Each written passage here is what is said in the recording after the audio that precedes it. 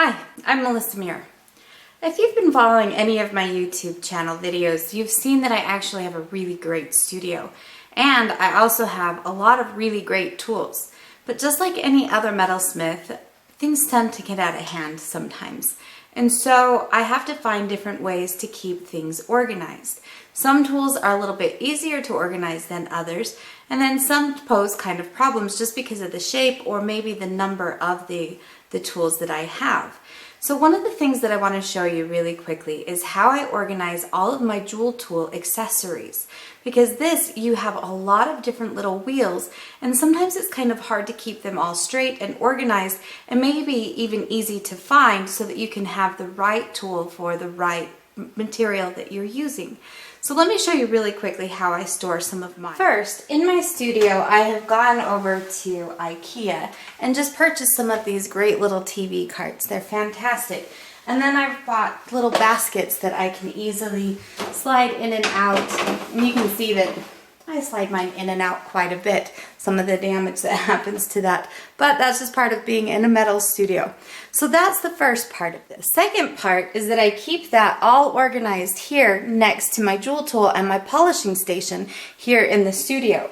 So what I did was, at first I tried laying everything out, but then I quickly found that as I had too many of these, not really too many, but I started to get more and more of them, it was harder for me to keep them organized and straight and figure out what belongs to what. Which wheel do I use for lapidary, or which wheel do I use for metal or for glass, whatever the case might be.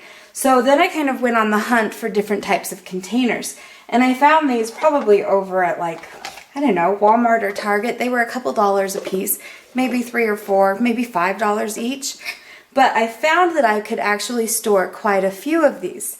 And then I took it one step further and I created one for each of my different types of materials that I'm going to use. So in this case, I have my metals. And what I did was put in order that I would use the different wheels. So that way when I get ready to do some of my metals and my metal polishing, I can lay everything out. So here I might start off with my ceramics, which are my purple wheels, and I'll lay those out, 120, 220, but there's also an 80. Then I would go to my scratch erasers, my felt, followed by my buffing wheel, and of course I have my compound. So then I can take all of this and store it nicely inside of my little kit, and I'm ready to go. So now if I'm ready to do some metal polishing, all I have to do is pull out this kit, and I have the order in which I'm going to follow this. I have the same thing for my lapidary, for all of my little radial discs, these little 3M spider wheels, and then also for my glass. Then I have one that has any of my miscellaneous parts. So I've ordered extra of wheels that I use quite commonly, and then I can have that all stored in here. And all of this fits really nicely. I can fit 6 of these into one of those wire baskets. So hopefully, seeing how I have some of my items stored here in the studio will give you some storage and organization ideas as well.